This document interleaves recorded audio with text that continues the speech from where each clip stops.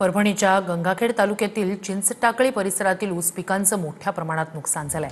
ऊसाच्या शेतात गुडघाभर पाणी साचलंय, त्यामुळे शेतकऱ्यांचं प्रचंड नुकसान झालंय।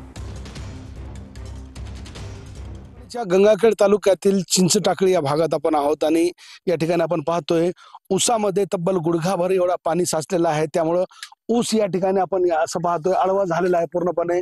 खरं तर 6 ते 7 फूट उंच ऊस झाला होता आणि या ऊसामध्ये मात्र सततचा पाऊस आणि गोदावरीच्या बॅक वॉटरमुळे मोठ्या प्रमाणावर या ऊसामध्ये पाणी साचलेलं आहे आणि त्यामुळे ऊस उत्पादक शेतकऱ्यांचं प्रचंड या ठिकाणी नुकसान झालेलं आहे। सोयाबीन आणि कापूस पाठोपाठ ऊस उत्पादक शेतकरी सुद्धा या ठिकाणी अडचणीत सापडलेले आहे। गोदावरी नदी पात्रामध्ये पाण्याचा विसर्ग सुरू आहे जायकवाडी प्रकल्पातून आणि त्याचा फटका खरं तर ऊस उत्पादक शेतकऱ्यांना बसलेला आपण या ठिकाणी पाहतोय। कॅमेरा पर्सन सय्यद खिजरसह नजीर खान, TV9 मराठी, चिंचटाकळी, गंगाखेड।